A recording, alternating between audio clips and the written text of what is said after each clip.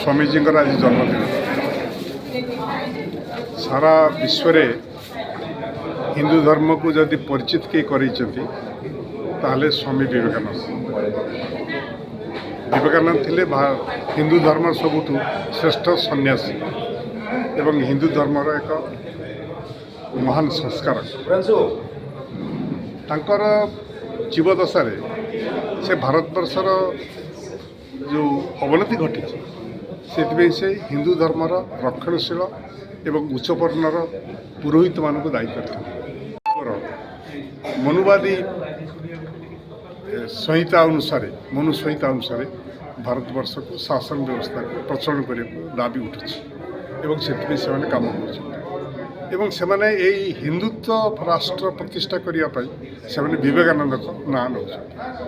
ଏହି ଅବସ୍ଥାରେ ଯେଉଁମାନେ ହିନ୍ଦୁତ୍ୱକୁ ବିରୋଧ କରୁଛନ୍ତି, ଭାରତବର୍ଷରେ ଗଣତନ୍ତ୍ର ବ୍ୟବସ୍ଥା ପ୍ରଚଳନ କରିବାକୁ ଯେଉଁମାନେ ଆମେ ଦାବି କରୁଛୁ, ଆମେ ଚାହୁଁଛୁ ଭାରତବର୍ଷର ହିନ୍ଦୁତ୍ୱ ଶାସନ ଆସିଲେ ଭାରତର ଧ୍ୱଂସ ହୋଇଯିବ ଏବଂ ବିବେକାନନ୍ଦଙ୍କର ବିକଶିତ ମାର୍ଗ, ତାଙ୍କର ନିର୍ଦ୍ଦେଶିତ ମାର୍ଗ ଯେଉଁଟା ହେଉଛି ଭାରତ ଆମେ ହିନ୍ଦୁ ଧର୍ମ ରହିବ କିନ୍ତୁ ହିନ୍ଦୁ ଧର୍ମକୁ କୌଣସି ଲୋକଙ୍କ ଭିତରେ ବିଭାଜନ ପାଇଁ ହିନ୍ଦୁ ଧର୍ମକୁ ବ୍ୟବହାର ନ କରାଯାଏ, ସେ ଉଦ୍ଦେଶ୍ୟରେ ଆଜି ଏକ ବହି ସ୍ୱାମୀ ବିବେକାନନ୍ଦ ଓ ହିନ୍ଦୁତ୍ୱ ବହିଟି ଲେଖାଯାଇଥିଲା ଏବଂ ତାକୁ ଆଜି ଉନ୍ମୋଚନ କରାଯାଇଛି।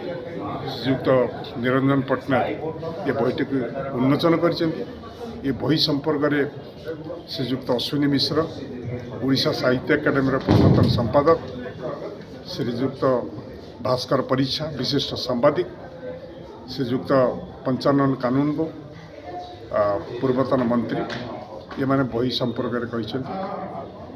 ପ୍ରଗତି ପ୍ରକାଶନର ଯେ ଉପଦେଷ୍ଟା ପୃଷ୍ଠପୋଷକ ଶ୍ରୀ ସୁରେଶ ପାଣିଗ୍ରାହୀ ଏ ସଭାରେ ସଭାପତିତ୍ୱ କରିଥିଲେ ଏବଂ ବହିର ଲେଖକ ଭାବରେ ମୁଁ ଜନାର୍ଦ୍ଦନ ପତ୍ରିକ ମଧ୍ୟ ଏ ବହିର ତାତ୍ପର୍ଯ୍ୟ ସମ୍ପର୍କରେ ଏବଂ ଆଜିକାର ଦେଶରେ ଯେଉଁ ପରିସ୍ଥିତି, ସେ ପରିସ୍ଥିତି କିଭଳି ବାଧ୍ୟ କରିছে ବହିଟା ଲେଖିବାକୁ ସେ ସମ୍ପର୍କରେ ମୁଁ ମୋର ବକ୍ତବ୍ୟ ପ୍ରଦାନ କରିଛି। ଧନ୍ୟବାଦ। ଆପଣମାନଙ୍କୁ ବି ସାମ୍ବାଦିକମାନଙ୍କୁ ମୁଁ ଏ ଅବସରରେ ଧନ୍ୟବାଦ ଦେଉଛି। ସମ୍ପର୍କରେ ତାଙ୍କର ଅବଦାନ ଅନେକ। ସେ କ'ଣ ଅଭିମତ ଲେଖି ନାହାନ୍ତି, ବହିଟି ସମ୍ପର୍କରେ ସେ ତାଙ୍କର ମତାମତ ତାକୁ ଦେଇଛନ୍ତି। ପଞ୍ଚୁ ଯେତେବେଳେ କଂଗ୍ରେସରେ ବି ଥିଲେ, ସେ ଜେଲରେ ବି ଥିଲେ ମୋ ସାଙ୍ଗରେ। ନନ୍ଦିନୀ ଦେବୀ ଚିଫ୍ ମିନିଷ୍ଟର ଥିଲା ବେଳେ ଇମର୍ଜେନ୍ସିରେ ଆମେ ସାଙ୍ଗ ହେଇକି ଜେଲରେ ଡିବେଟ୍ କରୁଥିଲୁ।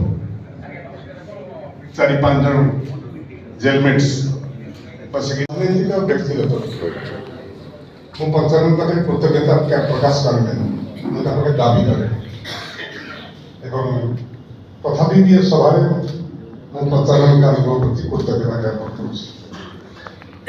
ନିରଞ୍ଜନଙ୍କ ସମ୍ପର୍କରେ ମୁଁ ବିଶେଷ କହିବି ନାହିଁ, କାରଣ ତାଙ୍କ ସହିତ ପରିଚିତ ଆମର ରାଜନୀତି ଆରମ୍ଭ ହୋଇଥିଲା, ତାଙ୍କ ବିଷୟରେ ମଧ୍ୟ ପରିବର୍ତ୍ତନ ଘଟିଲା।